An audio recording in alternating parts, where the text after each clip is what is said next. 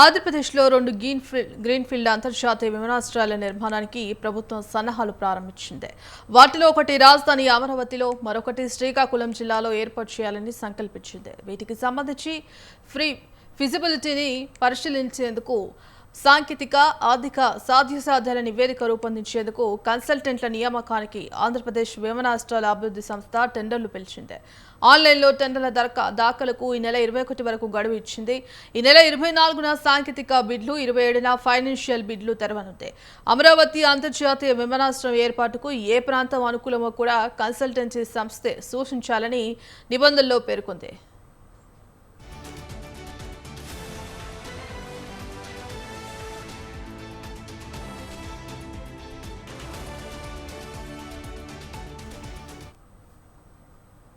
శ్రీకాకుళం జిల్లాలో విమానాశ్రయాన్ని ఈశాన్య దిశలో శ్రీకాకుళం నగరానికి 70 కిలోమీటర్ల దూరంలో సముద్ర తీరానికి సమీపంలో నిర్మించినట్లు తెలిపింది.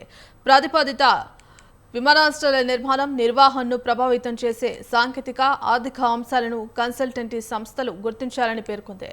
తాజా మార్గదర్శకాలకు అనుగుణంగా విమానాశ్రయాల నిర్మాణానికి concept, master plan, financial model, project స్ట్రక్చర్లను సిద్ధం చేయాలని, పర్యావరణ, సామాజిక ప్రభావ అధ్యయనాలు నిర్వహించాలని సూచించింది. విమానాశ్రయం నిర్మాణానికి ఎంత ఖర్చు అవుతోంది, ఎన్ని దశల్లో చేపట్టాలి, ప్రభుత్వ ప్రైవేటు భాగస్వామ్యం, జాయింట్ వెంచర్ వంటి విధానాల్లో దేన్ని అనుసరించాలి, తదితర ప్రతిపాదనలతో పాటు ఎంత ఆదాయం వస్తుంది వంటి అంశాలని సిద్ధం చేయాలని స్పష్టం చేసింది.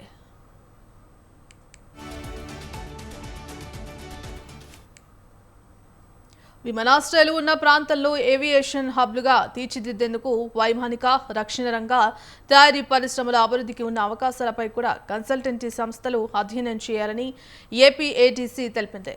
భవిష్యత్తులో డిమాండ్ ఎలా ఉండబోతోంది, ఎయిర్ ట్రాఫిక్ వృద్ధి ఎలా ఉంటుందన్న అంశాలను శోధించాలని, ప్రభుత్వం నుంచి ఆర్థిక, ఇతరత్ర ఎలాంటి ప్రోత్సాహాలు ఉండాలో కూడా సూచించాలని తెలిపింది. విమానాశ్రయాలకు ప్రాంతీయ అనుసంధానత, భవిష్యత్తులో ప్రయాణికులు అవరోధాలు లేకుండా సులభంగా ఎయిర్పోర్ట్లకు చేరుకునేందుకు అభివృద్ధి చేయాల్సిన రవాణా మార్గాలపైన కన్సల్టెన్సీ సంస్థలు నివేదిక ఇవ్వాలని సూచించింది.